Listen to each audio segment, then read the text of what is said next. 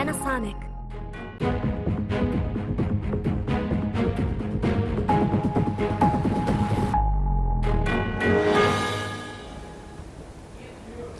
नमस्कार, हिमालय टेलिभिजनको निर्वाचन महासंग्राम कार्यक्रममा स्वागत छ। म रविन्द्र सुवेदी। हिमालय टेलिभिजनको निर्वाचन महासंग्राम कार्यक्रममा हामी निर्वाचनसँग सम्बन्धित गतिविधिहरू ग्राउन्ड जेरोदेखि स्टुडियोसम्म दिइरहेका छौँ। आसन्न स्थानीय तह निर्वाचन वैशाख 30 गते हुने स्थानीय तह निर्वाचनका लागि उम्मेदवारी आज मनोनयन फिर्ताको दिन अर्थात् आज साँझ उम्मेदवारको अन्तिम नामावली प्रकाशित गर्ने दिन हो। निर्वाचन कार्यक्रम अघि बढिरहेको छ। निर्वाचन कार्यक्रमका लागि मुख्य राजनैतिक दलहरू निकै दौडधुपमा प्रचार प्रसारमा व्यस्त छन्। सत्तारूढ दलका गठबन्धन छ, तालमेल छ, चुनावी तालमेल। सत्तारूढ दलहरू अहिलेसम्म पनि बागी उम्मेदवारहरूको उम्मेदवारी फिर्ता गर्ने चक्करमा लागिरहेका छन् अनि प्रमुख विपक्षी दल नेकपा एमाले प्रचार प्रसारमा जुटेको छ। आजको निर्वाचन महासंग्राम कार्यक्रममा हामी दलहरू निर्वाचनमा के लिएर जाँदैछन्, जनतालाई कस्ता सपना अथवा आश्वासन अथवा प्रतिबद्धता लिएर जनतामा जाँदैछन् भन्ने विषयमा रहेर कुराकानी गर्दैछौँ। कुराकानीका लागि नेकपा एमालेका केन्द्रीय सदस्य निरज आचार्य हाम्रो स्टुडियोमा आउनुभएको छ। तपाईँलाई स्वागत छ। त्यसैगरी नेपाली कांग्रेसका केन्द्रीय सदस्य अजय बाबु शिवाकोटी पनि हाम्रो स्टुडियोमा आउनुभएको छ। तपाईँलाई पनि स्वागत छ। धन्यवाद। घोषणापत्र तयारी समितिका सदस्य पनि हुनुहुन्छ। तपाईँबाट सुरु गरौँ, कस्तो कार्यक्रम लिएर जाँदै हुनुहुन्छ निर्वाचनमा? निर्वाचनमा हामीले खास गरी आकाशको तारा झार्ने खालको गफ गर्दैनौँ अनि चन्द्रमामा हामी च्याउखेती गर्ने कुरा गरिरहेको छैनौँ। मङ्गल ग्रहमा पानी खोज्ने काम भनेर गरिरहेको छैनौँ। हामी चुच्चे रेल र मोनोरेलका कुराहरू यसअघिका घोषणापत्र जसरी आए ती वास्तविकताभन्दा धेरै टाढा थिए। स्थानीय तहहरूले यी गर्ने थिए कि थिएनन् भन्ने कुराहरू हेर्दै गर्दा हामी के गर्दैनौँ भन्नेबाट सुरु गरेका छौँ हाम्रा प्रतिज्ञाहरू र के गर्दैछौँ के गर्छौँ भन्ने कुराबाट अगाडि बढ्न खोजेका छौँ। घोषणापत्र त विगतको नेकपा एमालेका अध्यक्ष केपी शर्मा ओली तत्कालीन नेकपाका अध्यक्ष उहाँको सरकारलाई गाली गर्नेबाट सुरु भएको छ। होइन, हामीले समीक्षा त गर्नु पर्यो। विगतको खेर गएका चाहिँ 5 वर्ष भनेर हामीले त्यसको समीक्षा नगर्ने हो भने हामी अगाडि बढ्न सक्दैनौँ। तपाईँ कुनै सरकारमा आइसक्यो 19 पेज खर्च गर्नुभएको छ। त्यो स्वाभाविक थियो, किनभने त्यो 19 मतलब 3.5 अराउन्ड 4 वर्ष चाहिँ हामीले जुन कुशासन बेहोर्यौँ, जुन खालको हामीले संविधानको पटक पटक मिचिएको देख्यौँ, पटक पटक लोकतन्त्रका सामान्य मूलभूत सिद्धान्तहरू मूलभूत कुराहरूमाथि पनि प्रहार भएको देख्यौँ। त्यसमाथि बोल्नु जरुरी थियो र मान्छेलाई सम्झाउनु जरुरी थियो। त्यस हिसाबले यति बोल्ने कुराहरू अझ घोषणापत्र हो, घोषणापत्र भएको हुनाले अझ कम शब्दहरूमा त्यति आयो। नत्र अझ 5 वर्ष नै खेर गएको भन्नुभएको छ तपाईँहरूले त। हो, 3.5 वर्ष केपी ओलीले शासन गर्नुभयो, तपाईँहरूले 5 वर्षकै ब्लेम गर्नुभयो। लगभग अब त्यसैको वरिपरि नै त्यो 3.5 वर्ष भने पनि त्यसको वरिपरिको जुन अहिलेसम्म जुन गिजोल्ने खालको काम भयो, खास गरी तपाईँले हेर्नुभयो भने यो संसद जुन ढङ्गले चल्न दिएन त्यसलाई पनि हामीले त्यस खेर गएको रूपमा बुझ्नुपर्ने हुन्छ। किनभने काम गर्न नदिएपछि विपक्षमा पुग्दै गर्दा जुन कुण्ठाहरू देखियो त्यो कुण्ठाले जसरी काम गर्न सकेन, सांसद जसरी एक्टिभ हुन सकेन, त्यो सबै कुराहरू जोड्नु भने त्यसलाई 5 वर्षको रूपमा हेर्नुपर्छ। नेकपा एमाले अहिले 3.5 वर्ष र प्लस 1.5 वर्ष यही कुराको हिसाब किताब खोजिरहेको छ। खोइ 1.5 वर्षको उपलब्धि भनेर होइन, उहाँहरूले जे बिगार्नु भएको थियो त्यो बिगारेको कुराहरू बनाउनलाई केही समय लागिरहेको छ। त्यसैमा हामी काम गरिरहेका छौँ। एमाले के लिएर जाँदैछ? यहाँलाई थाहा छ कि नेकपा एमाले आफ्नो घोषणापत्र जारी गरेको छ। यो स्थानीय तहको निर्वाचन भएको हुनाले मूलतः स्थानीय सरकारसँगै सम्बन्धित विषयहरू हामीले उठान गरेका छौँ। स्थानीय सरकारले राष्ट्रिय महत्त्वका ठुला विषयहरू उठाउन सक्दैन र मुख्य गरिकन शिक्षा, स्वास्थ्य र रोजगारीको मुद्दा प्रमुख मुद्दा हो यति बेला। र स्थानीय ऐनले स्थानीय सरकार सञ्चालन ऐन र कानुनले व्यवस्था गरेको र स्थानीय सरकारले जे अधिकार पाएको छ त्यसको सीमाभित्र रहेर गर्न सकिने कामलाई हामीले केन्द्रबिन्दुमा राखेर कार्यक्रमहरू बनाएका छौँ। जस्तो उहाँले व्यङ्ग्य गर्नुभएको थियो, नेपाली कांग्रेसले अहिले चन्द्रमामा जाने योजना बनाइरहेको छैन, मङ्गल ग्रहमा चाहिँ च्याउखेती गर्दै छैन, चुच्चे रेलको योजना बनाइरहेको छैन। यो व्यङ्ग्य यो नेकपा एमालेको लागि व्यङ्ग्य थियो होला। नेकपा एमाले अहिले ती महत्त्वाकांक्षी योजनाहरू समेटेन। यो कता जाने बाटो बनाउने त्यो कांग्रेसको कुरा हो। चन्द्रमामा जाने कि तर यो सोझै नेकपा एमालेमाथिको व्यङ्ग्य हो। कता जाने त्यो कांग्रेसको कुरा भयो हैन। हामी यो अरू ढङ्गले यो चाहिँ कसले के कार्यक्रम बनायो भन्ने कुरासँग हामीलाई सरोकार छैन। तर नेकपा एमालेको धेरै सरोकार देखियो नि पछिल्लो समय नेपाली कङ्ग्रेसको घोषणापत्र आएपछि अध्यक्ष केपी शर्मा ओली लगायत धेरैजसो नेता नेपाली कङ्ग्रेसको घोषणापत्र पढेर अनि त्यसमा समीक्षा गर्न अथवा त्यो घोषणापत्रलाई प्रतिक्रिया दिन हतारमा देखिनुहुन्छ। हतार गरेको होइन, स्वाभाविक ढङ्गले एउटा राजनीतिक दलले अरू राजनीतिक दलका कार्यक्रमहरू विचारहरूमाथि टिप्पणी गर्न पाइन्छ। स्वाभाविक ढङ्गले कङ्ग्रेसको घोषणापत्रमा आएका कतिपय कुराहरू नेकपा एमाले कङ्ग्रेसको भन्दा अगाडि आफ्नो घोषणापत्र सार्वजनिक गर्यो र यसमा कतिपय कुराहरू उस्तै कतिपय विषयहरू पनि आएका छन्। ती आवश्यकता उस्तै भएपछि विषय उस्तै के फरक हुन्छ? स्थानीय आवश्यकता उस्तै छ भने एकदम घोषणापत्र उस्तै आउन सक्छन्। त्यसकारण यसमा कङ्ग्रेसको पनि यो आयो भन्ने खालको टिप्पणी गर्नु यो पुरै ठुलो कुरा, अनौठो कुरा हो जस्तो मलाई लाग्दैन। झुटहरूको पुलिन्दा नै भन्नुभएको छ। स्वाभाविक ढङ्गले कतिपय उहाँले पनि शिवा कोइरालाजीले चर्चा गर्नुभयो कि 5 वर्षको अवधि नेकपा एमाले खेर फाल्यो भनेर। म चुनौतीका साथ भन्न चाहन्छु कि यो नेकपा एमाले त झन्डै 3 वर्षको अवधिमा सरकार सञ्चालन गर्यो। यस बिचमा भएका तथ्यहरू हेरौँ र कङ्ग्रेसले सत्ता सञ्चालन गरेको अवधिको फेरिस्त हेरौँ। यस अगाडिका सरकारहरू कङ्ग्रेसका, त्यसपछि पनि कङ्ग्रेसको नेतृत्वमा सरकार बनेको छ। 3.5 वर्षको हेरौँ न के उपलब्धि भयो ठ्याक्कै भन्न मिल्ने गरी। यो 3.5 वर्षलाई एक ठाउँमा राखौँ। त्यसपछि उहाँहरूले झन्डै वर्ष दिन त भयो, झन्डै वर्ष दिन त हुन थाल्यो नि, फेरि पनि उहाँहरूको नेतृत्वमा सरकार बनेको। अनि ती त तथ्याङ्कमा उभ्याएर हेरौँ न, छर्लङ्गै हुन्छ। यसका लागि यो त दन्त बजान गर्नुपर्ने या कसैको यो टिप्पणी गर्नुपर्ने, आलोचना गर्नुपर्ने ठुलो जरुरी छ जस्तो मलाई लाग्दैन। 3.5 वर्षमा एमालेको सरकारले, नेकपाको सरकारले भनौँ न, केपी शर्मा ओली नेतृत्वको सरकारले केही पनि गर्यो? आज र हिजो तुलना गरेर होइन, गर्यो, धेरै कुराहरू गरेको पाइन्छ। खास गरी भ्रष्टाचारका कुराहरू हेर्ने हो भने सबभन्दा धेरै काम त्यही बेला भएको छ। भ्रष्टाचार नियन्त्रणमा, भ्रष्टाचार बढाउने सन्दर्भमा तपाईँ यही बिचमा म आफै एउटा त्यस्तो सार्वजनिक गर्ने मध्येको थिएँ। तत्कालीन सञ्चार मन्त्री गोकुल बास्कोटाको 70 करोड बढी प्रकरण त सुन्नु न, नेकपा एमाले त्योभन्दा अगाडि के प्रतिबद्धता गरेको थियो, ती प्रतिबद्धता पुरा भयो कि भएन? होइन, के गर्यो 3.5 वर्ष भन्ने कुराको हेर्ने हो भने 3.5 वर्षमा खास गरी स्थानीय तहहरूलाई जुन ढङ्गले सबल र बलियो बनाउनु पर्ने थियो, त्यो बलियो बनाउनुमा नेकपाको, तत्कालीन नेकपाको के भूमिका रह्यो? तपाईँको चाहिँ स्थानीय तहलाई संविधानले नै जुन छुट्याएको अधिकारहरू छ, होइन, संयुक्त अधिकारहरूको कुरा छ, त्यो अधिकार अनुसार कहाँ कानुन बन्यो? कानुन बनाउने कुरामा त केन्द्रको भूमिका हुन्थ्यो, तर कहाँ कानुन बन्यो? कानुन बनाउने कुरामा हामी पछाडि पऱ्यौँ। जस्तो अहिले तपाईँ हेर्नुभयो भने स्थानीय तहहरूको गाउँ सिंहदरबार बन्यो। गाउँ सिंहदरबार हुँदै गर्दा भ्रष्टाचार लगायतको अरू विषयहरू पनि, अनियमितताका विषयहरू पनि पुगे। तर सँगसँगै तपाईँले यो बिचमा हेर्नुपर्ने कुरा के थियो भने तपाईँको ऐन मौकामा जतिखेर सङ्कट परेको छ, जस्तो हामीले हेरौँ कोरोनाको कालमा राम्रो काम पनि भएको छ।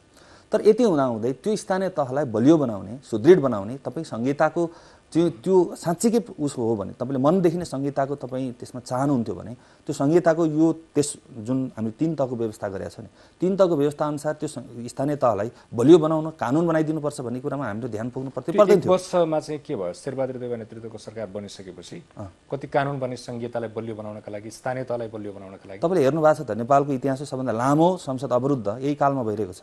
संसदमा कसरी तपाईँले कानुन बनाउन सक्नुहुन्छ यो बेला? त्यसैले हामीले भन्यौँ यो खेर गएको यी वर्षहरू यसको हिसाब नेकपा एमालेले दिनुपर्छ। जबरजस्ती गरियो, बजेट पारित गर्दाखेरि जबरजस्ती गरियो, एमसीसी बजेट पारित गर्दाखेरि जबरजस्ती गरियो, अरू थुप्रै अध्यादेशहरू लिएर आइयो। अनि स्थानीय अध्यादेश ल्याउनु र संसदमा कानुन बनाउने कुरा फरक छ नि त। अध्यादेश ल्याउनु त एकदम चलाउनै पर्ने अवस्थामा अध्यादेश ल्याउने कुरा आफ्नो ठाउँमा छ, तर कानुन बनाउने कुरामा हाम्रो छलफल गर्नुपर्ने विषय हो नि त। यो त अहिले यहाँ जबरजस्ती ल्याएर तपाईँको चाहिँ स्थानीय तहको जुन हामी कानुन मार्फत चाहिँ लागू गर्न खोज्दैछौँ, त्यो त लामो समयसम्म दूरगामी महत्त्वको प्रभाव राख्ने कुराहरू भएको हिसाबले यो त पक्ष प्रतिपक्ष सबै राखेर छलफल गर्नुपर्ने होइन। एसिड आक्रमण गर्ने सन्दर्भको जुन कानुन आयो अथवा यस्ता रेप लगायतका अरू विषयहरूमा जुन खालका कानुनहरू आयो, त्यसको कानुन र तपाईँको चाहिँ लङ टर्मसम्म त्यो चाहिँ स्थानीय तहमा हामी काम गर्नुपर्ने कानुनहरूको सन्दर्भ, त्यो तत्कालीन आवश्यकता थियो, यो ल्याइयो, अध्यादेश मार्फत पनि आउने कुरा भयो। तर जति पनि हामी स्थानीय तहलाई लामो समयसम्म सञ्चालन गर्ने सन्दर्भमा लङ टर्म इफेक्ट गर्ने कुराहरूमा त्यो त पक्ष प्रतिपक्ष सबै बसेर छलफल गर्नुपर्ने विषय होइन। तर यो हिजोकै दिनमा आउनु पर्थ्यो, यो आएन। नआएको कारणले आज जुन ल्याउने खोज्ने प्रक्रिया जुन अगाडि त्यो पनि संसद अवरोधका कारण यो आउन सकिरहेको छैन।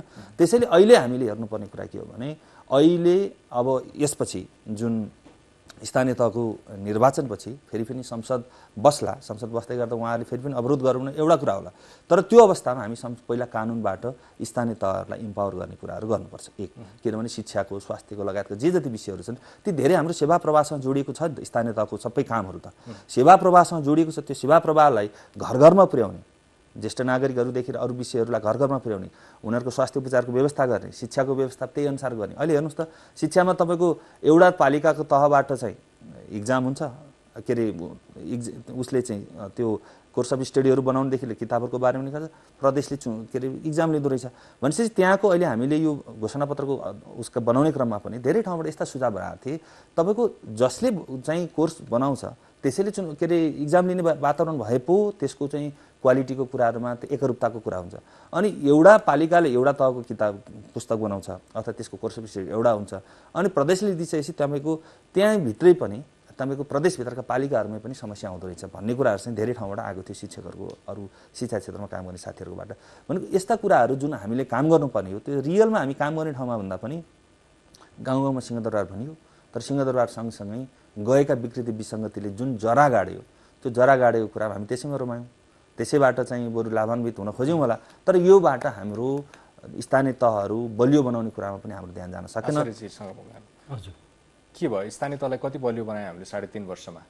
यो उहाँहरूले भने जस्तो के साँच्चै हामीले ग्राउन्ड रियालिटीमा उभिएर भन्ने हो भने सरकारले कुनै ऐन बनाएन त, कुनै कानुन बनाएन। त्यसो हो भने यो सरकार कुन ऐन अन्तर्गत, कुन कानुन अन्तर्गत निर्वाचन गराउँदैछ? हामी त संघीयताको नयाँ अभ्यासमा गएका थियौँ। संविधान बन्यो, संविधान पछिको यो पहिलो सरकार थियो, तर कुनै पनि ऐन कानुन बनेन। साँचो अर्थमा काङ्ग्रेस यो भन्न तयार छ कि 3 वर्ष सरकारले कानुनै बनाएन, ऐन बनाएन, कामै गरेन। नेकपा नेतृत्वको स्थिति थियो यो कुरामा कानुनहरू बनेका छन्, कतिपय बन्न पर्ने कानुनहरू बाँकी होलान्, बाँकी छन्, बनाउनु पर्ने काम बाँकी छ, तर गर्दै नगरेर बस्यो, त्यस्तो होइन नि। अनि उहाँले भन्दै हुनुहुन्छ भ्रष्टाचारको कुरा। ल तुलना गरौँ न, काङ्ग्रेसको सरकार र कम्युनिस्ट पार्टीको सरकार हुँदा के हुने इन्डिकेटरहरू राखेर छानबिन गरौँ। यो गाली गर्नका लागि, गाली आलोचना गर्नका लागि भ्रष्टाचार यसको कुनै अर्थै हुँदैन। भ्रष्टाचार भएन यो 3.5 वर्षमा? त्यो हुन सक्छ, तर तुलनात्मक रूपले निकै कम भएको होला। हैन, भ्रष्टाचारीलाई कारबाही गरिएको केही छ उदाहरण? भ्रष्टाचारी हिँडेका होइन, भ्रष्टाचारमा शून्य सहनशीलता भनेर सरकार हिँड्यो। ठुला भ्रष्टाचारका काण्डहरू आएनन् यो सरकारको। क्याबिनेट मन्त्रीले नै भ्रष्टाचार गरेको ओपन सिक्रेट छ नि। होइन, भ्रष्टाचार गर्यो भने प्रमाणित गर्नुहोस्। अनि किन बर्खास्त गरियो? तपाईँले उहाँले सन्दर्भ जोड्दै हुनुहुन्थ्यो गोकुल बास्कोटाको केसमा। किन बर्खास्त गरियो? भ्रष्टाचार गरिएको होइन। तपाईँले अडियो सुन्नु भएको छ, कहीँ डिल गरे भन्ने अडियो आएपछि उहाँलाई क्याबिनेट मिनिस्टरबाट निकालिएको होइन हो, हामीले पनि सुन्यौँ। तर उसले त्यो 70 करोड पैसा नलिएको कुरा त छानबिन गर्न सकिन्छ नि। अहिले त उहाँ विगतमा केपी ओली प्रधानमन्त्री हुनुहुन्थ्यो, सरकार एमालेको थियो, छानबिन भएन भनेर आरोप लाउनु होला। आज त उहाँहरूको सरकार छ नि, अदालतमा सेटिङ छ होइन, परमादेशको सरकार बनाएको छ, सारा 5-5वटा दलको गठबन्धन छ। यस्तो बेलामा छानबिन गरेर किन पाता नगर्छ? गर्नु पर्यो नि। छानबिनको कुरा चाहिँ के हुँदो रहेछ भने नि, स्वयं गोकुल बास्कोटाले च्यालेन्ज गरिरहेछन् कि यो छानबिन गरियोस्, प्रमाणित गरियोस् भनेर गोकुल बास्कोटा भनिरहेछ नि त। अनि यस्तो हुँदो रहेछ। यो छानबिनको कुरा चाहिँ कस्तो हुँदो रहेछ भने हजुरको छानबिन गर्न तयार नहुने। अब भ्रष्टाचारको कुरा गर्ने हो भने अब म त्यता अब यस्तो बहस चाहिँ राम्रो हुन्छ, पोजिटिभ हुन्छ जस्तो मलाई लाग्दैन। ठीक छ, म यतिमा फर्केर जाने हो छानबिन चाहिँ किन उहाँलाई म प्रश्न अब चाहिँ काङ्ग्रेसको सरकारमा प्रकरणहरू सबैमा पोको खोलौँ, अब बस त्यतातिर ल्याउँ त हामी। छानबिनको भनेको चाहिँ अनुकूलतामा हुने कुरा होइन। जस्तो उहाँले भन्नुभयो हिजोको दिनमै छानबिन गरे हुन्थ्यो भन्ने कुरा पनि, छानबिन हिजो गर्नुपर्ने छानबिन गरे हुन्थ्यो। तर अब हेर्नुहोस् है, पटक पटक तपाईँले चाहिँ दासढुङ्गा हत्या प्रकरणको कुरा सुन्नुहुन्छ नि होइन।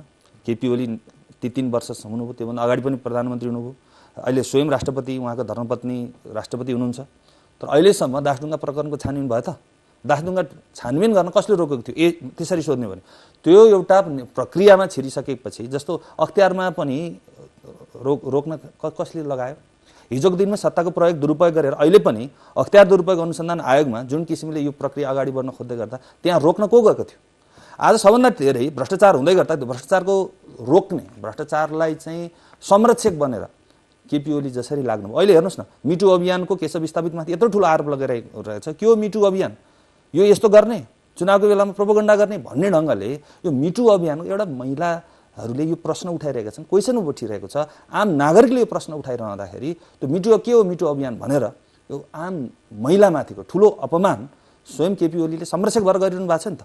भनेको मतलब यो भ्रष्टाचारको संरक्षण, त्यसपछि अपमान, यो महिलाहरूमाथिको अपमानको संरक्षण, यी सबै कसले गरिरहेको छ? आज स्वयं नेकपा एमालेको अध्यक्षले गरिरहनु भएको छ। त्यसैले यो कुरा जबसम्म उहाँहरूले योबाट बाहिर निस्किनुहुन्न तबसम्म यस्तो कुराहरू उहाँहरूको संरक्षक भएर गरिरहँदा उहाँहरूकै हिजोको दिनको सेटिङबाट त्यहाँ पुगेकाहरूले पनि जसले यो काम, यो अनुसन्धानको प्रक्रिया अगाडि बढाउनु पर्ने थियो, अनुसन्धान प्रक्रियामा काहीँ न काहीँ व्यवधान छ भन्ने कुरा देखिरहेछ। त्यसैले यो कुरामा हामी आग्रह गर्छौँ सरकारलाई पनि, यो जहाँ जुन जुन किसिमका आरोप लागेका व्यक्तिहरू थिए उनीहरूको बारेमा छानबिन हुनुपर्छ, छानबिन गर्नुपर्छ।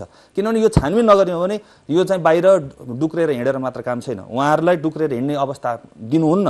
किनभने यो हाम्रो त समाजले फेरि पनि जतिसुकै भ्रष्टाचार गरे पनि बाहिर यसरी खुल्लेआम डुक्रेर हिँड्न पाइन्छ भन्ने खालको त्यो चाहिँ मनस्थितिमा मानिसहरू पुग्न सक्ने खतरा, मान्छेहरूको त्यो खालको चाहिँ त्यो अवस्था बढ्न सक्छ, मान्छेहरूलाई त्यो खालको सोच आउन सक्छ। त्यसैले त्यो सोचबाट पनि आम नेपाली जनमानसलाई त्यहाँबाट बाहिर राख्न पनि यो छानबिन अगाडि बढ्नुपर्छ। तपाईँ अख्तियारमा एमालेको सेटिङ छ भन्नु, उहाँले अदालतमा चाहिँ कांग्रेसको सेटिङ छ भन्नु, सेटिङैमा चल्ने संवैधानिक निकाय होइन। यसमा चाहिँ मैले एउटा कुरा गरौँ, उहाँले धेरै राम्रो एउटा प्रसङ्ग निकाल्नुभयो। यो चाहिँ यतिको कांग्रेसको एकजना नेताले होइन, अब समाज त यही हो नि, हाम्रो समाज यही हो, हामी कुनै नयाँ पार्टी पनि होइनौँ होइन, कांग्रेस एमाले कुनै नयाँ पार्टी पनि होइन, सत्ता र सरकार सञ्चालन गर्ने क्रममा यी चाहिँ कोही बाहिर बसेको, कोहीले कन्टिन्यू तुलनात्मक रूपमा कांग्रेसले धेरै सत्ता सञ्चालन गरेको होला, तर सत्ताको साझेदार हुने र अगाडि बढ्ने सन्दर्भमा एमाले पनि सत्ता बाहिर धेरै छैन। तर यस्ता पार्टीहरू यही समाजमा छौँ कि उहाँले शिवा कोटेलीजीले भनेका तथ्यहरू साँच्चीकै समाज त यही हो नि, जाउँ के अरे अलि विश्लेषण गरौँ न, हेरौँ न। उहाँले भने जस्तै यत्तिका निम्छरा कुरा गरेर हिँड्ने हो भने मलाई लाग्छ राजनीति भन्ने चिज यो झुटको पुलिन्दा हो भन्ने निष्कर्षमा हामी पुग्नुपर्ने हुन्छ। राजनीतिलाई विद्रूप बनाउने कुरा, राजनीतिलाई वितृष्णा सिर्जना गर्ने कुरामा पोलिटिकल पार्टी र त्यसका लिडरहरू त्यसको चाहिँ सहायक बन्नु हुँदैन भन्ने मलाई लाग्छ। उहाँले प्रसङ्ग निकाल्नुभयो कि दासढुङ्गा काण्डको हो, म दावाका साथ भन्छु आजसम्म दासढुङ्गा हत्याकाण्डको रहस्य खुलेको छैन, यसका प्रमाणहरू नष्ट गरिएका छन्। दासढुङ्गा काण्ड जति बेला भयो 2050 सालको जेठ 3 गते दासढुङ्गा काण्ड भयो, त्यति बेला सरकार कसको थियो, प्रशासन कसको थियो? सरकार सञ्चालन गर्ने दलले, सरकारले नै यसका प्रमाणहरू नष्ट गर्यो, छानबिनमा सहयोग गरेन, त्यत्रो ठुलो आन्दोलन भयो। त्यसपछि पनि यसका सारा प्रमाण नष्ट गरिदिएपछि कसरी पत्ता लाग्छ? कांग्रेसै थियो नि, कांग्रेस पार्टीकै नेतृत्वको सरकार थियो, यी प्रमाणहरू नष्ट गरिएका छन्। प्रमाण नष्ट गर्नेलाई पनि कारबाही गर्ने तपाईले एउटा छानबिन समिति त बनाउन सक्नुहुन्छ, उच्च स्तरकै हो भने पनि त्यसमा किन अहिलेसम्म अलमल भएको? राष्ट्रपति तपाईँ, प्रधानमन्त्री स्वयं तपाईकै पार्टीको हुँदा किन अलमल गर्यो भन्ने कुरा हो के? तपाईको कुरा सुने मैले। अनि आज चाहिँ 20 वर्ष 25 वर्षपछि त्यो किन भएन? प्रमाण नष्ट कांग्रेसले गर्ने, अहिले खोजबिन चाहिँ एमाले किन गर्न भनेर भन्ने कुराको अर्थ हुन्छ।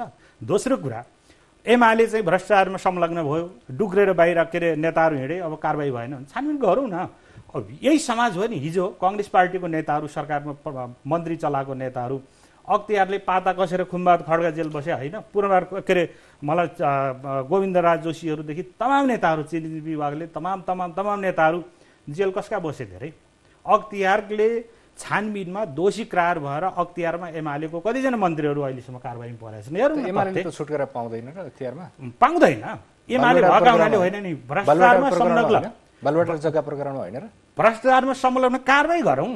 ती प्रकरणमा संलग्न छ भने मुलुकमा त संविधान छ, कानुन छ, हामी त कानुनको मातहतमा रहने होला नि, संविधान मान्ने होला नि, कानुन मान्ने होला नि, ऐनलाई मान्ने होला नि। हामी लोकतान्त्रिक पार्टीहरूले किन कारबाही नगरे?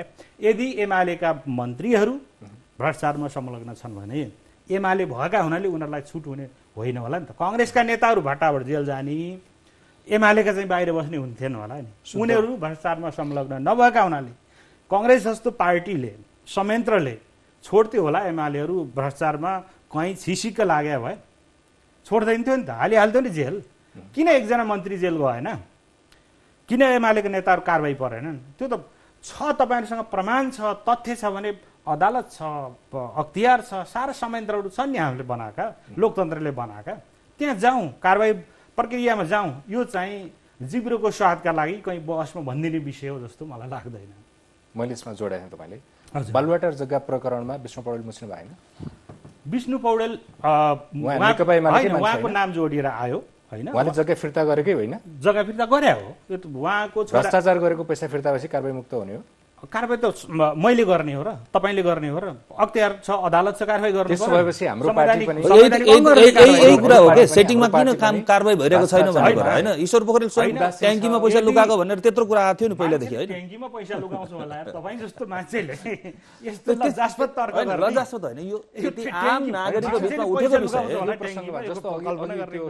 ब्याङ्कमा लुगायो भन्नुहोस्, अर्को ठाउँ लुगायो भन्नुहोस्, अलग कुरा। मतलब कहाँ लुकाएको त्यो तपाईँलाई थाहा होला कि, तर विषय चाहिँ के हो त भन्दाखेरि यो सार्वजनिक बहस भलिभाति जान्ने कांग्रेस नै हो हेर्नुहोस् होइन, यसमा जान्ने जुन कांग्रेस नै हो। किनभने हामीले यसमा चाहिँ शिवाकोटीजी जस्तो अदालतमा कांग्रेसको सेटिङ, त्यसैले परमादेशी सरकारको प्रसङ्ग तपाईँले अघि निकाल्नु भएको थियो, उहाँले चाहिँ अख्तियारमा एमालेको सेटिङ भन्नुभयो।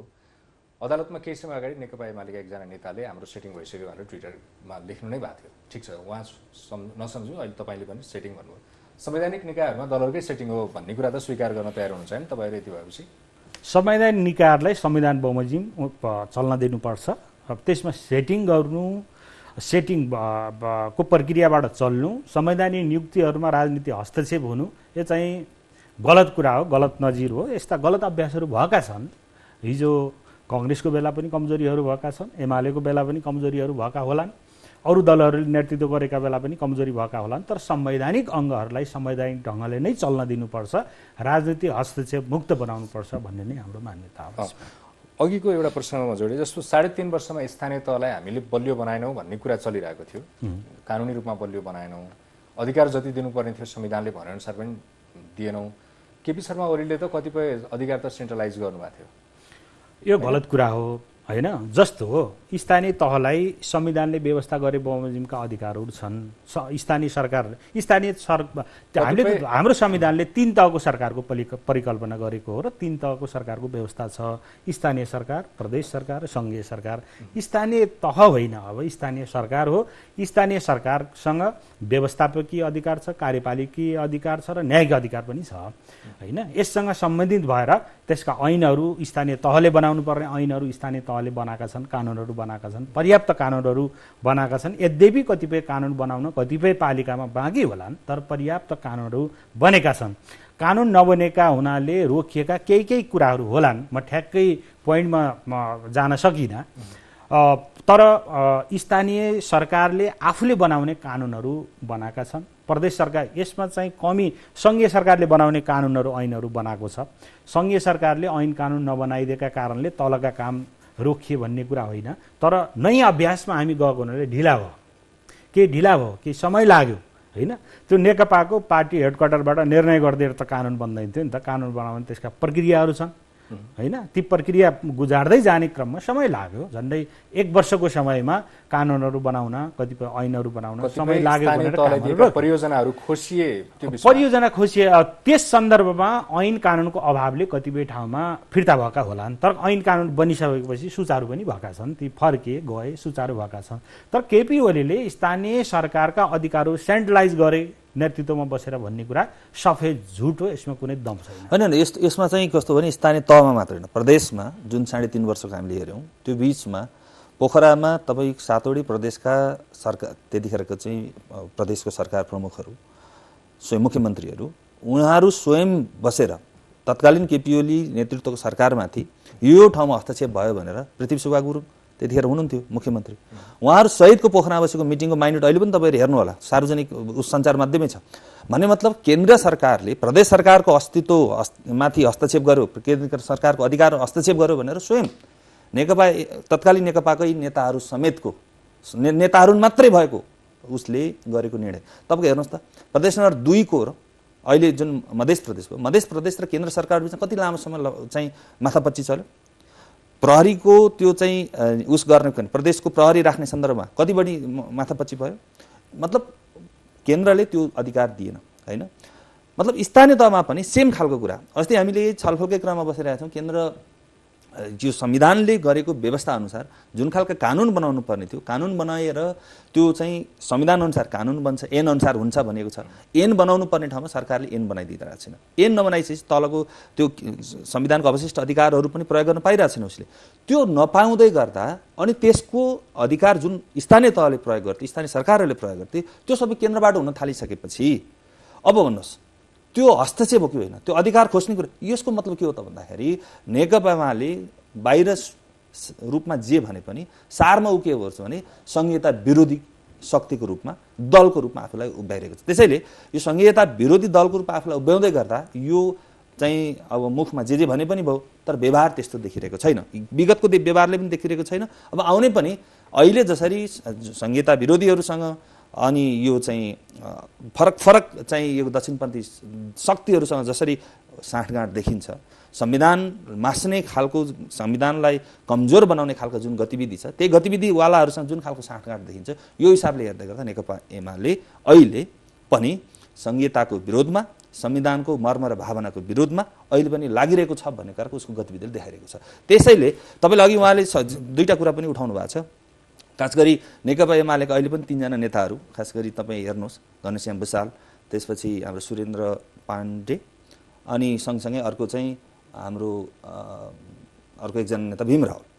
यो तत्कालीन नेकपा एमाले यसरी संविधान विरोधी गतिविधि गर्यो भन्ने नाममा उहाँहरू पनि यही चाहिँ परमादेशमा हस्ताक्षर गर्ने वान अफ द उहाँहरूकै लिडरहरू एक।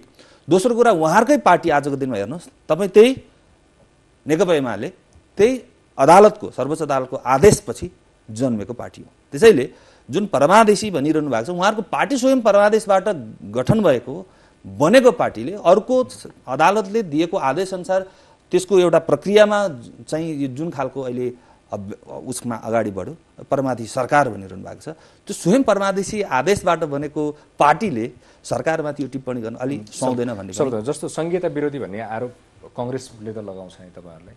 अब तपाईहरुले कांग्रेसै लगाउने। त्यो बाहेक अर्को सर्कलबाट पनि यो विगतको जतिखेर नेकपा सरकार थियो त्यो बीचको 3.5 वर्षमा चाहिँ संघीयतालाई बलियो बनाउने अभ्यास नगरेको भन्ने कारणले संघीयता विरोधी भन्ने गरिन्छ। अहिले चाहिँ संघीयता विरोधी दलहरुसँग पनि तपाईहरुको गठबन्धन कुनै ठाउँमा भयो भन्ने कारणले हो संघीयता विरोधी कि अरु?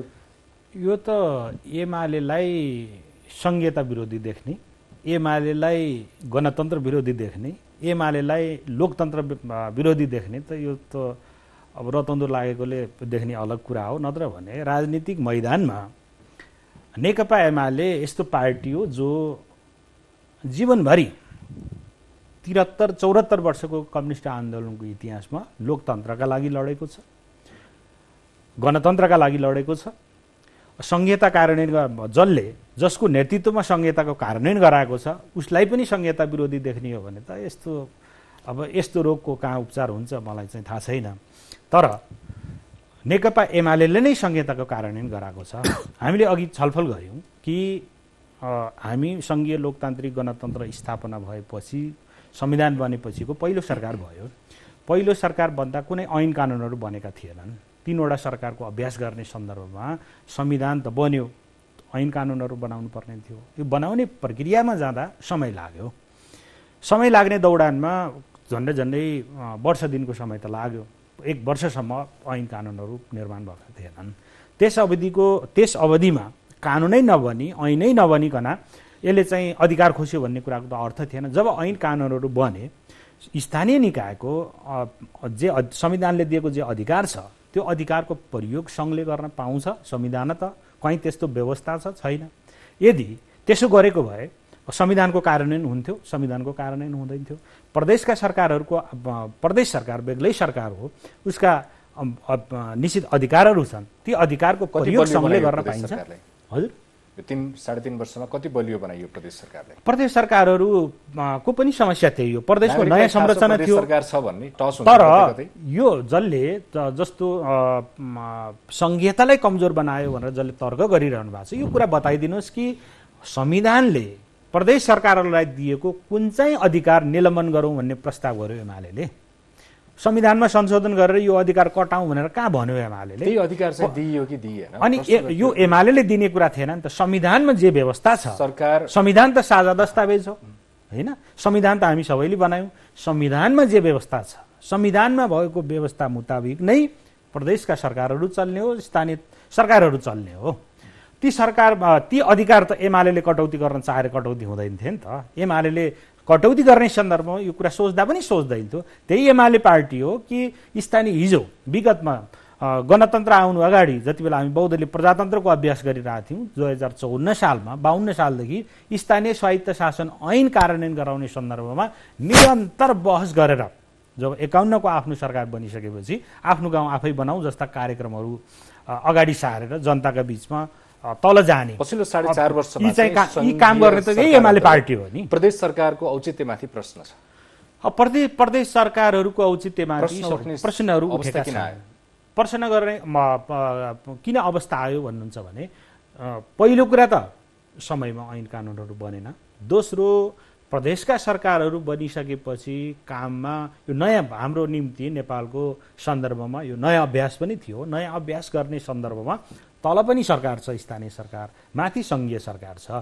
तल बिचको सरकारले गर्ने काम प्रभावकारी भएन। मूलत यो चाहिँ कति बेला बढ्ता महसुस भयो भन्दाखेरि जति बेला मुलुक कोभिडको कारणले थिलथिलो थियो, मान्छेहरूको स्वास्थ्य उपचारमा केन्द्रित भएर लाग्नुपर्ने थियो, स्थानीय सरकारहरूको भूमिका धेरै प्रभावकारी देखियो हैन?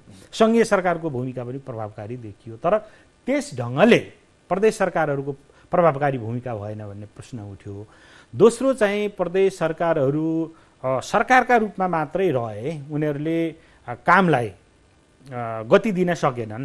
सरकार त्यहाँभित्र पनि सरकार बनाउने र सरकार गिराउने खेलहरूमा पछिल्लो चरणमा तीव्र ढङ्गले परिस्थिति अगाडि बढ्यो। त्यसले गर्दा यसको उपादेयता प्रभावकारितालाई पुष्टि हुने कुरामा कहीँ कमी रह्यो भन्ने प्रश्नहरू उठेका हुन्। तर यो हाम्रो संविधानले व्यवस्था गरेको कुरा हो र संविधानले दिएका अधिकारहरूलाई अझ नबनेका ऐन कानुनहरूलाई मजबुत बनाउने र प्रदेश सरकारहरूलाई पनि मजबुत बनाएर अगाडि बढाउनुपर्छ। अहिले त्यसका प्रदेश सरकारको विकल्पका बारेमा हामी बहस गर्न सक्दैनौँ र बहस गर्दैनौँ। दोस्रो, मेरो चाहिँ एउटा उहाँले अघि चर्चा गर्दै हुनुहुन्थ्यो, यो चाहिँ उहाँले चर्चा गरेको सन्दर्भ थियो जुन यो ऐन कानुन बनाउने सन्दर्भबाट यी तमाम सवालमा यो एमाले भएका कारणले गरेन भन्ने कोणबाट उहाँहरूले जुन प्रचार गरिरहनु भएको छ, यो कुराको म कुनै तुग्रो अर्थ चाहिँ देख्दिनँ है। अलि जिम्मेवार भएर अलि तथ्यमा उभिएर हेरौँ, किनकि तथ्य त यहीँ छ नि त। तथ्यमा उभिएर हेरौँ र त्यो ढङ्गले बहस गर्न। जस्तै यो प्रदेश सरकार चाहिँ हामीले संविधानको व्यवस्था अनुसारको यो छुट्टै तह हो, त्यो भनेको नेता सेटलमेन्ट गर्ने राजनीतिक नियुक्ति दिएछु तैँले यहाँ बसेर खा भन्ने बाहेक यदि हामी त्यसलाई साँच्चीकै अधिकारहरू जुन ढङ्गले त्यतिखेर स्वयं नेकपाको तत्कालीन नेकपाको 2 नम्बर प्रदेश बाहेक सबै ठाउँमा सरकार थियो नि त। 6वटा प्रदेशका सरकारहरू उहाँहरूको कुनै लगभग सबै ठाउँमा 2/3 निकटको थियो होइन? त्यो मैले त्यतिखेरको कुरा गर्दैछु जुन बेलामा हामीले साँच्चीकै प्रदेश सरकार भनेको यस्तो हो, प्रदेश सरकारले यस्तो गर्न सक्छ भन्ने कुराको एउटा चाहिँ मानक स्थापित गर्न सक्ने समय थियो नि। त्यो समयमा उहाँहरूले जे गर्नुभयो त्यसको अहिले खामियाजा हामी बोकिरहेका छौँ। त्यसको कमजोरीको कारणले अहिले प्रदेश सरकारहरूमाथिको प्रश्न उठिरहेको छ। प्रदेश सरकारले त्यतिखेर साँच्चीकै राम्रो काम गर्ने वातावरण केन्द्रले कानुन बनाएर गरिदिन्थ्यो भने स्थानीय तहमा पनि त्यही खालको कानुनमा, किनभने संविधानले कानुन अनुसार हुनेछ भनेर बोलिदिएको छ उसको अधिकारको सन्दर्भमा होइन? केन्द्रको अधिकारको छ, प्रदेशको अधिकारको छ, उसको चाहिँ स्थानीय तहको अधिकार छ, संयुक्त अधिकारहरूको व्याख्या गरेको छ। तर त्यसको व्याख्या के भनिदिएको छ भने कानुन बनाएर यसको हुनेछ भने कानुन कसले बनाउँछ? केन्द्रले बनाउँछ। त्यसको स्थानीय तहलाई प्रदेशलाई दुईटैलाई लागू हुने गरी कानुन कसले बनाउँछ? स्थानीय तहको आफ्नो सन्दर्भमा उसले पनि कानुन बनाउँछ, प्रदेशले नै आफ्नो कानुन बनाउँछ। तर सबै प्रदेशलाई र स्थानीय तहलाई हुने गरी कानुन कसले बनाउँछ? केन्द्रले बनाउँछ। त्यो केन्द्रले बनाउने कानुन जुन ढङ्गले हामीले गर्न सकेनौँ त्यसमा हाम्रो जुन हेलचेक्राइ गरियो, जुन खालको चाहिँ कानमा तेल हालेर बस्यो। त्यसले गर्दा अहिले प्रदेशमाथिको एउटा ठुलो वितृष्णा छ। झन् अहिले त धेरै ठाउँमा एउटै बिल्डिङमा चाहिँ थुप्रै मन्त्रालय बनाउनु पर्ने अवस्था बनेको छ। गठबन्धनका कारणले होला, हिजोको सन्दर्भमा पनि पार्टीभित्रको आन्तरिक मिलाउनका लागि पनि त्यसै गरी गर्नु पर्यो। भनेको मतलब यो चाहिँ के हो भने मतलब गाडी घोडा चढ्ने, त्यसपछि चाहिँ आफ्ना मान्छेलाई जागिर लगाउने, केही भए पनि आफ्नो वरिपरिका जस्तो हेर्नुहोस् न। मैले यो फेरि तपाईँले औचित्यमाथि नै प्रश्न उठाउनु भयो होइन, अब औचित्यमाथि बहस गर्ने यो बहस औचित्यमाथिको जुन बहस भयो नि, यो बहस 3.5 वर्षको यही कालखण्डमा भयो। यही कालखण्डलाई हामीले एउटा राम्रो मानक बनाइदिएको हुन्थ्यो भने वास्तवमा हेर्नुहोस् न, अहिले केपी ओली सरकारको वास्तवमा नेपाली हामीको दुर्भाग्य पनि हो क्या। 2015 सालपछि लगभग 2/3 बहुमतको सबसे सर्वशक्तिमान केपी ओली प्रधानमन्त्री हुँदै गर्दा पार्टी अलग अलग भए पनि देशको हिसाबले, देशको एउटा नागरिक हिसाबले हामी त्यो देशको नागरिक अब हामी इस्टाब्लिसमेन्टतर्फ गइरहेका छौँ भन्ने हामीलाई सबैलाई अनुभूति थियो नि त। तर 3.5 वर्षको बिचमा उहाँहरूको भित्र जसरी एकले अर्कालाई खुट्टा तान्ने, गाँड कोराकोर गरेर जसरी आफूले आफूलाई सिद्ध्याउनु भयो, पार्टी 3 टुक्रा बनाउनु भयो, त्यसले गर्दाखेरि हामी सबैको दुर्भाग्यको भयो भने हामी यहाँभित्र चाहिँ अस्थिरता, हाम्रो भित्र कति खेलिँदो रहेछ, स्थिरता किन हुँदो रहेछ भन्ने कुरा पनि यस ढङ्गले आयो। त्यसैले पनि हामीले भन्यौँ यो 3.5 वर्ष प्लस यता उहाँहरूले काम गर्न नदिएको संसदमा यी सबैले जोड्दै गर्दा एउटा दुर्भाग्यपूर्ण अवस्था रह्यो, यो समय रह्यो। अब यसको हामी चाहिँ क्षतिपूर्ति गर्दा अगाडि जानुपर्छ। अब अगाडि बढौँ। स्थानीय तह निर्वाचनका लागि नेकपा एमाले अलि हेभीवेट उम्मेदवारहरू जो विवादित पनि भए, जस्तो काठमाडौँकै मेयरको प्रसङ्गमा र बाहिर पनि अलिकति रणनीतिक रूपमा चाहिँ उम्मेदवारहरू खडा गरेको छ। नेपाली कङ्ग्रेस त गठबन्धनको नेतृत्व गरेर कतिपय ठाउँमा कङ्ग्रेसले जित्ने ठाउँमा पनि आफूले आफ्नो भाग गुमाइरहेको अवस्था र कतिपय ठाउँमा चाहिँ अलि धेरै जस्तो ठाउँमा बागी उम्मेदवारका कारणले अब जित्ने हो कि हार्ने हो कि त्यो एकदमै असमञ्जस्यतामा परेको अवस्था छ। म नेकपा एमाले किन यस्तो विवादित उम्मेदवारलाई उठाए यहीँबाट सुरु गर्छु। यो अगाडिको प्रसङ्गमा नेकपा एमाले तपाईँले भन्नुभयो विवादित उम्मेदवारहरू खडा गरेको छैन। अब स्वाभाविक ढङ्गले यो समाजमा काम गर्ने सन्दर्भमा मान्छेका ह्याप्पी वेटहरू नै उठाएको छ, जिम्मेवार मान्छेहरू नै उठाएको छ, अरू स्थापित मान्छेहरू नै उम्मेदवारका रूपमा नेकपा एमाले खडा गरेको छ। जे विषयमा प्रश्न गर्न खोजिएको त्यसको जवाब सम्बन्धित व्यक्तिले दिइरहनु भएको छ। अब मिटिङको सन्दर्भमा प्रश्न केशव स्थापितमाथि प्रश्न उठेको थियो, उहाँले जवाब दिनुभयो। अन्तिम अस्त्र प्रहार गरेको जस्तो गरी केशव स्थापितलाई नै उठाउनु पर्ने अवस्था नेकपा एमालेका पनि कतिपय नेताहरू सन्तुष्ट देखिए। अरू चाहिँ उम्मेदवार बन्न हुने, केशव स्थापित उम्मेदवार बन्न नहुने कारण केही छ र? उम्मेदवार बन्न नहुने त उम्मेदवार बन्नका लागि निर्वाचन ऐनले अयोग्य करार गरेको, तपाईँले पहिला पनि भनिहाल्नु, अयोग्य करार गरेको व्यक्ति बाहेक अरू कुराहरू पनि अयोग्य करार गरेका बाहेक हुनु पर्यो। अनि दाबी हाले भए हुन्थ्यो नि त।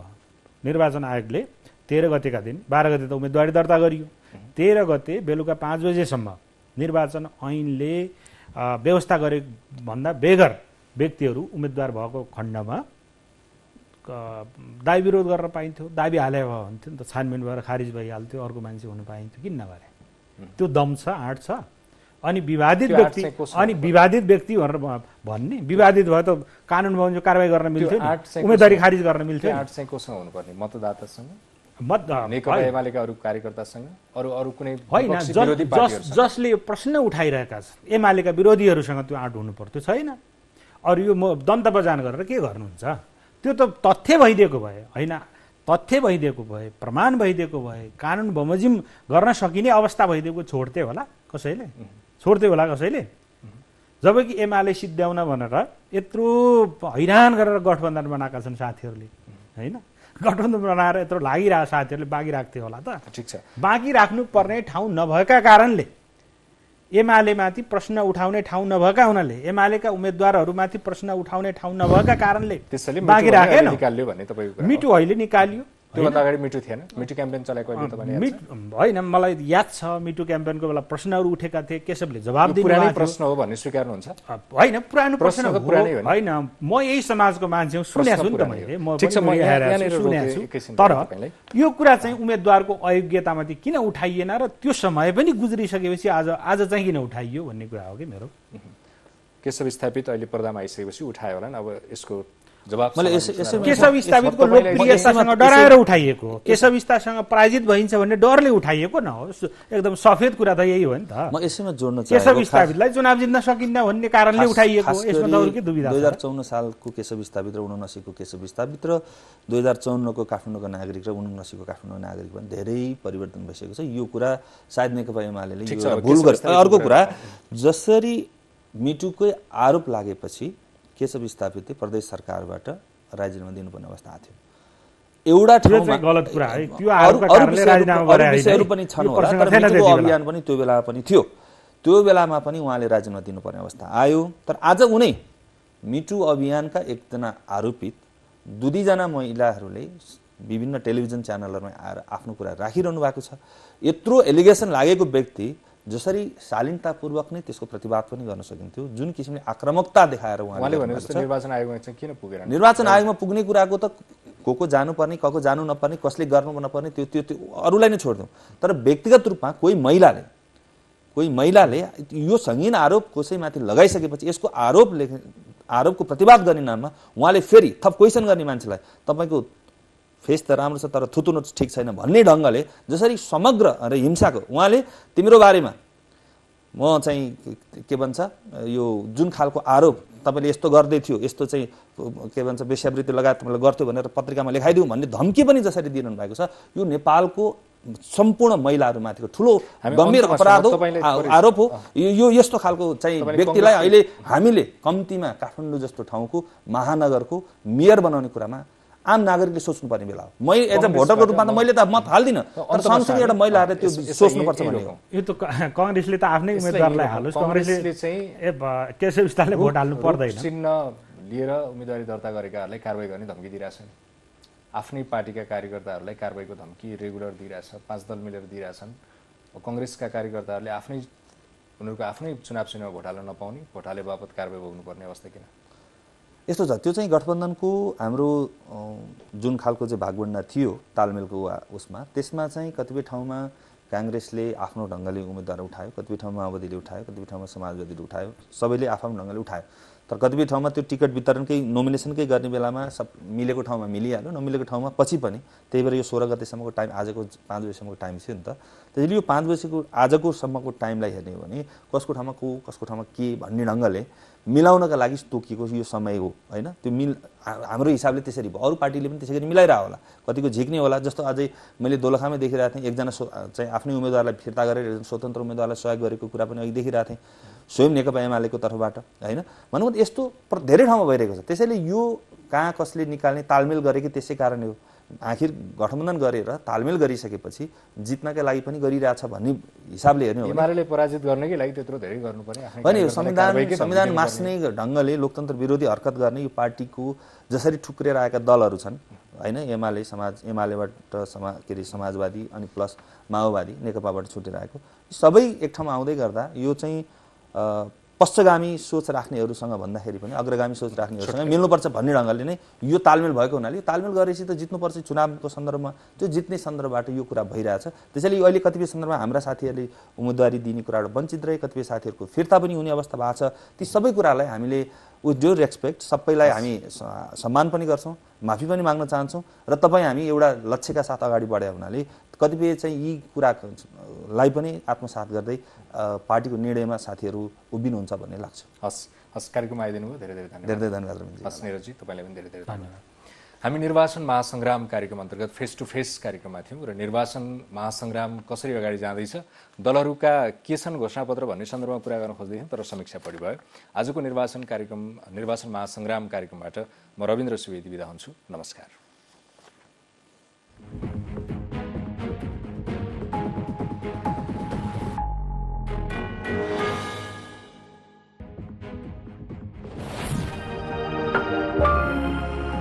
Panasonic.